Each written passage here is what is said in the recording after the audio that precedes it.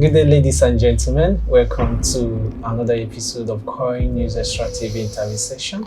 So it's a program where we invite innovators, stakeholders, influencers, people that are playing a major role in the emerging tech ecosystem. So today we have with us Christina Amor Maclang, who is the Secretary General iDEA, and she's here in our studio. It's a pleasure to have you.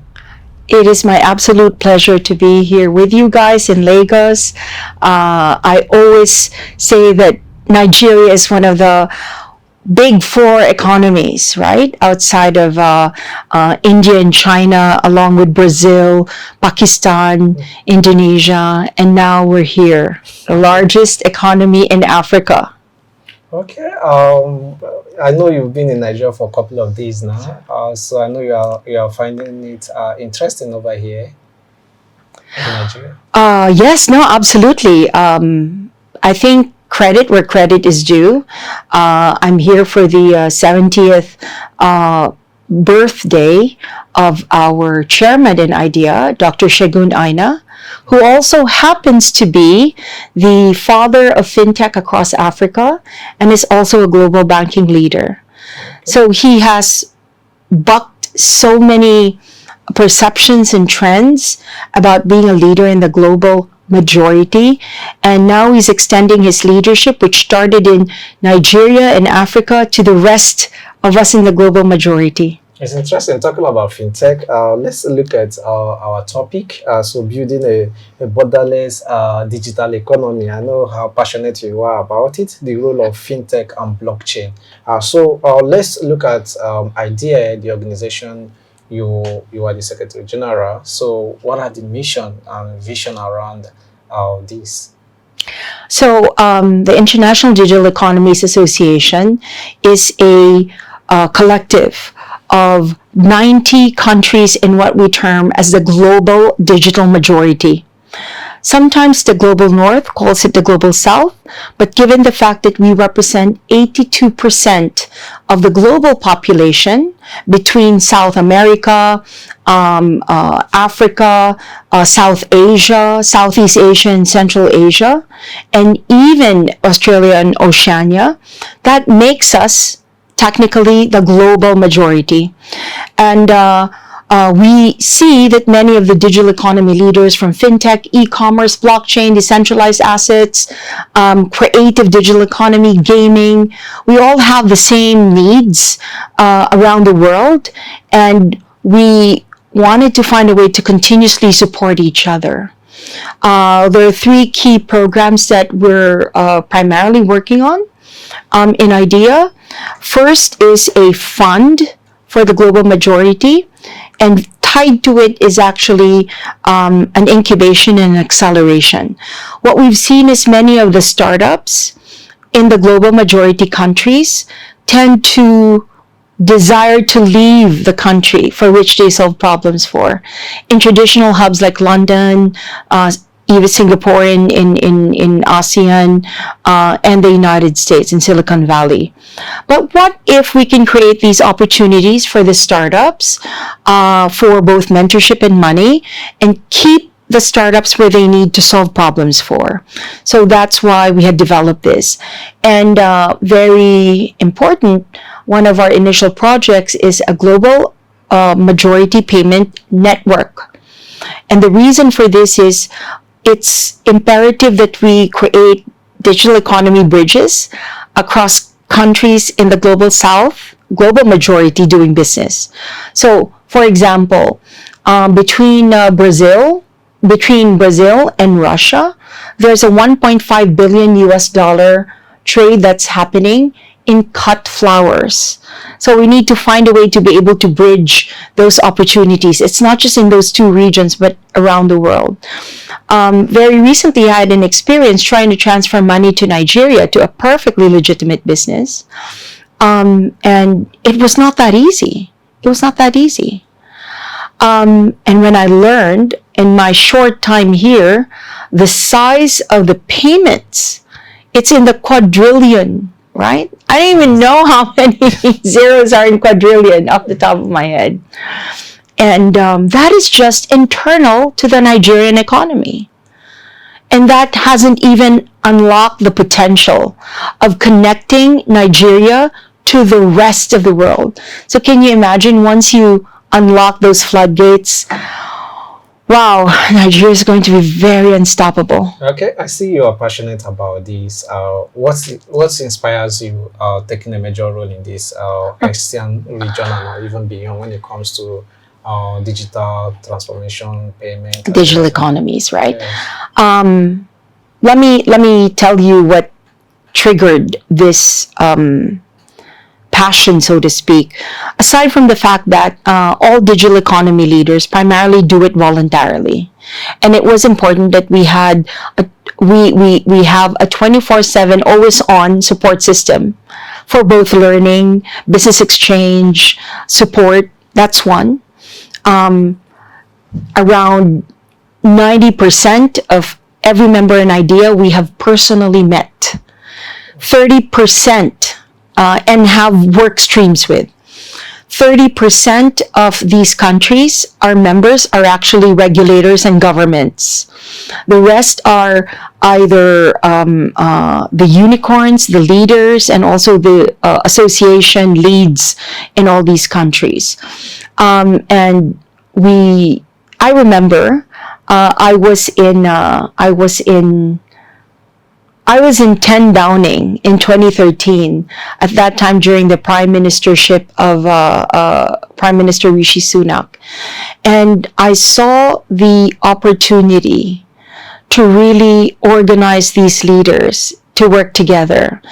And while we have a lot of countries in Europe, partners in Europe and also in North America, what I really saw was the need for us to intercooperate together. Okay.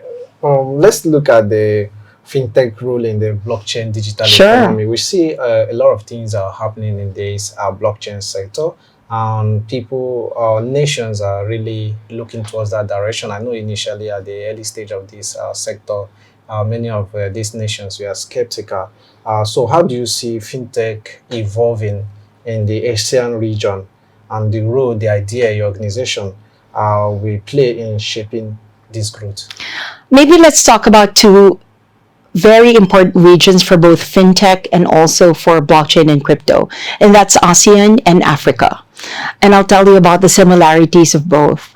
The longer I stay here in Lagos, the more I see the similarities of these top 3 crypto users in the world. So that would be Vietnam, Philippines, and Nigeria. We had this discussion earlier. If rap is the music of the revolution, crypto is the language of finance of the youth, right? So let's start with our demographics. Between ASEAN and Africa, our average age, Africa is 19, Nigeria is even younger at 18, right? And so partnering with you guys is something very important for us. In ASEAN, the average age is around 25, right? The uptake of crypto is extremely high in these regions, where banking coverage is not at its optimal, right? It's not at its optimal. Another thing that you would notice about Philippines and also Nigeria is that there is a Nigerian diaspora and there's a Philippine diaspora. So the inbound remittance, the best way to actually bring remittance back to a country in the most cost-effective way is through crypto, right? So those two, that I think is one of the most important use cases would be remittance. Okay, talking about remittance, you made mention of it. How do you see blockchain playing a role? You've been able to mention the Filipinos in diaspora, Nigerians, Africans in diaspora. A lot of remittances are flowing in. How do you see blockchain technology and crypto playing a role in this sector? We've seen some of the challenges that we are having, the transaction fees when you go through the traditional finance route. And even the time it takes for you to get your money. How do you see blockchain playing a role here? So, if there is one thing that we in the digital majority really need a lot of support, it's in digital identity. Most of the time, these regions are not really poor, but it's very difficult to deliver the service due to lack of verifiable identity, right? Yes. So that is where I think blockchain could serve its most important function, right? Yes. Is verification of identity. One of our global majority leaders is India, and they have a technology, although it's not on chain. Digital India has this program called Digital Locker, DigiLocker, that actually allows end users to store all their critical data into a virtual locker, right? So they can decide who they want to share that information with. So a lot of times the friction is caused by the inability to verify, right? Yes. And once we crack the digital identity code, it will unlock not just fintech opportunities, but health tech, prop tech, and the delivery of multiple other services. So yes, you can tell I am a big fan of blockchain. But let me tell you something. My partner in Brazil, he's a leader in blockchain and crypto. His name is Marlison Silva of Transfero. And basically, he taught us one thing, which is people don't need to know that they're using blockchain technology. They don't need to know that it's on chain or on crypto or using crypto. Yes. I think, as long as we can deliver the service, we don't need to over-explain the technology. Because, like, for example, how many of us use email? All of us. Do you understand TCP/IP? No. I don't. And we don't need to, right? As long as we know that this is how email works and this is how it can help us. I think we have to look at the rails, whether it's a traditional Swift or on-chain, as complementary to each other. I think what's important, what we need to drive towards is making sure that people have all the options, that options are not limited for them for whatever reason. Okay, I know this. You pointed out. A lot of people have been making this conversation that people don't really need to tell end users about the blockchain that is built on blockchain and all that. But I guess they have their point too. But blockchain and crypto is a buzzword now. So a lot of people are trying to plug in. I guess that's one of the reasons why they are trying to let users understand that we are a blockchain company, we are running on blockchain, but which is not necessary. Let's look at the future of blockchain, the Asian region. Let's look at partnership, public-private partnership. How do you think government partnering with private organizations to scale adoption? And also, how do you see Asian regions in the next? ASEAN in Africa and South America, right? So, how do you see them in the next 5 years? Absolutely. Wow.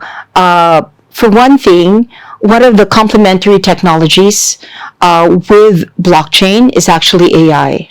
How do you filter the real? How do you filter the real information that's out there? Through generative AI, it's by using blockchain technology to verify data, right? Yes. So that's one. The second would be more enterprise uses of blockchain and tokenization, right? And tokenization. So imagine the breadth and the plethora of researches out there, whether it's at the university or even opinions written by lawyers, right? What is to stop them from actually putting them on chain as a smart contract, tokenizing them, and at any time it needs to be used, it could be accessed, right? Yes. So we need to identify use cases, real life enterprise business use cases for blockchain, tokenization, for crypto, especially for us in the global majority, right? That's the same thing as AI, another nascent tech, right? Yeah. Make us look young, and make us look like we're in high school or grade school via a software. We have to have use cases that are relevant for us in Africa and us in ASEAN. What would that be? Non-personal data, like weather data for agriculture through the use, for example, of drones and unmanned vehicles, right? So Nigeria, for one, 20% of its economy is based on agriculture. Another 20% is based on digital economy, right? So can you imagine if you're able to bring together two powerful tools, agriculture and technology, agri-tech, all told, that can hopefully help support 40% of the Nigerian economy. And it's the same thing that's happening in Southeast Asia, right? We are primarily agriculture, but we can help accelerate. Right now we have certain parts of food shortages in our country, but it's only through technology that we will be able to help address those, right? Rice production and such. Okay, there may be entrepreneurs or startup founders that will be watching your video, this conversation, that are looking to scale across borders in this fintech blockchain sector. What's your advice with your wealth of knowledge and experience on scaling borderless? We're still learning. I wish I could tell you that we have we're learning as we go along. And that's why this visit to Nigeria is extremely important. Like I said, Nigeria is the biggest economy in Africa. And for the startups that are out there, I'd like to let you know that we're partnered with the Apollo Innovation Fund. Of course, everyone knows that our chair is Dr. Segun Aina, and we have a new incredible CEO. Her name is Isioma, and I'd love for you to get in touch with her. They are our partner, one of our partners here in Africa, and our partner in Nigeria.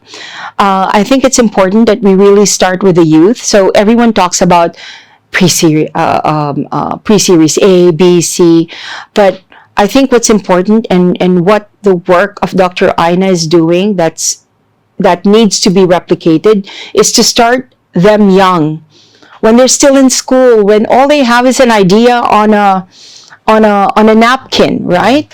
So we need to create those opportunities. And I think my request to all the brilliant Nigerians out there is, I know that it's very easy to just pack up and go and say, you know what, I'm going elsewhere, right? I'm going elsewhere.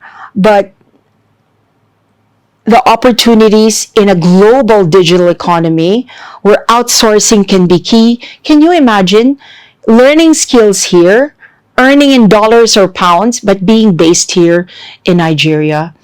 Aside from my learnings from Dr. Segun, I also want to take exception to the time I spent with Ian of Andela, right? A double, triple unicorn, I think, a serial unicorn, who could be anywhere else in the world, but has chosen to actually stay in Nigeria. He said and taught me, and I want to share it with all of you, there's so much hidden and buried gold, literal and figuratively, in Nigeria. And it takes for you guys listening out there to actually unearth it. I see, we are trying to summarize. I see you are blending with the Nigerian culture and all that, with your outfit and all that. So, just in summary, your experience so far in Nigeria. Maybe I wouldn't talk about how I went to Oshun and I made an offering to Oshun River, but I'll tell you, Yoruba spirituality is just like the new Yoruba spirituality is technology. The incredible talent that is in this region, in just a short time that I'm here, that I've met, experienced from the top leadership all the way to the university level, the youth, you guys. That's why I was super excited to meet and partner with you and the things we can do together. It's not just about Nigeria. It's not just about being Pan-African. It's about the rest of the world understanding the importance of Africa in relation to the digital economy overall. Remember, you guys taught the world how to use payments through mobile phones, through M-Pesa in Kenya, right? Yes. There wasn't even smartphone technology at that time, but you basically are ground zero for payments in fintech, right? So what does that teach us? You don't have to have deep tech to innovate.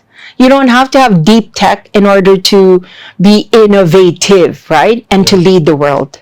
Okay, thank you very much. Before we draw the curtain, do you have any closing remarks? Eshe? Did I say it right? And really, Nigeria, I remember one of our partners, hi Alex Panikan of the Luxembourg House of Financial Technologies. I was raving to him about Nigeria because they have this incredible program that's focused on Africa. And I remember what he said, Amor, I think it's the Nigerians that are going to teach us a lot of things about fintech. So I just want to leave that out there. And we can't wait for the world to learn from Nigeria. Yeah. Eshe, Eshe. Thank you, thank you. So thank you very much. It has really been an amazing moment with you, Christina Amor Maclang, the Secretary General iDEA. It's a pleasure having you. It is my pleasure to be here. Thank you. Thank you. I'll see you next time. Thank you.